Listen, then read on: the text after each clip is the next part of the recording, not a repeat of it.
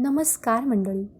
आपण देवाला मंदिरात शोधतो, मूर्तीत शोधतो, पण तुम्हाला माहिती आहे का देव नक्की कोठे राहतो? आणि घरादाराचा त्याग न करतानाही देव आपल्याला भेटू शकतो का? आजच्या ह्या व्हिडिओमध्ये आपण ब्रह्मचैतन्य गोंदवलेकर महाराजांच्या प्रवचनातून हेच गुपित उलगडणार आहोत. आजच्या या विशेष भागात आपण 22 मार्चच्या प्रवचनावर आधारित चर्चा करणार आहोत. महाराजांनी आजच्या प्रवचनात अतिशय सोप्या भाषेत सांगितलं आहे की प्रपंच सोडून देव शोधण्याची गरज नाही. तर प्रपंचात देवाला कसं सामावून घ्यायचं? देव कुठे सापडतो?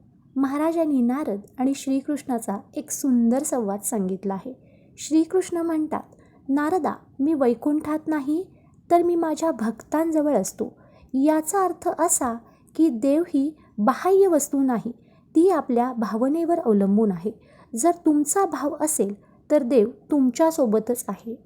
अनेकांना वाटतं की देवाच्या नादी लागलं की संसार बिघडतो, पण महाराज म्हणतात, ज्याने या जगाचा डोलारा निर्माण केला त्याला विसरून आपला संसार नीट कसा होईल?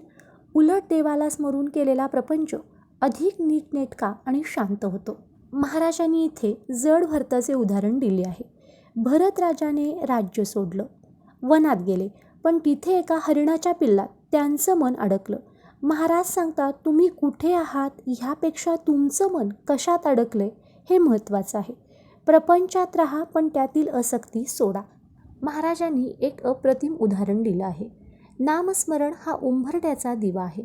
जसा उंबरठ्याचा दिवा घराच्या आत आणि बाहेर अशा दोन्ही बाजूला उजेड देतो, तसंच भगवंताचं नाम घेतल्यामुळे तुमचा प्रपंचही सुधारतो आणि परमार्थाचा मार्गही मोकळा होतो. थोडक्यात सांगायचं तर माझा राम माझ्या मागे पुढे आहे ही भावना सतत ठेवा. मानसपूजा करा आणि स्वतःला निश्चिंत करा. जेव्हा आपण सर्व भार देवावर सोपवतो तेव्हाच खऱ्या अर्थाने आपल्याला शांती मिळते. तुम्हाला आजचा हा विचार कसा वाटला? तुमच्या आयुष्यात तुम्ही नामस्मरणाचा अनुभव घेतला आहे का?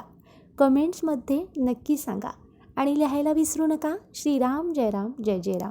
व्हिडिओ आवडल्यास व्हिडिओला लाईक करा आणि शेअर करा तुमच्या मित्रपरिवारासोबत. अशाच आध्यात्मिक आणि प्रेरणादायी विचारांसाठी पूजा अँड बुध व्लॉग या चॅनलला फॉलो करायला विसरू नका. श्रीराम जय राम जय जय राम.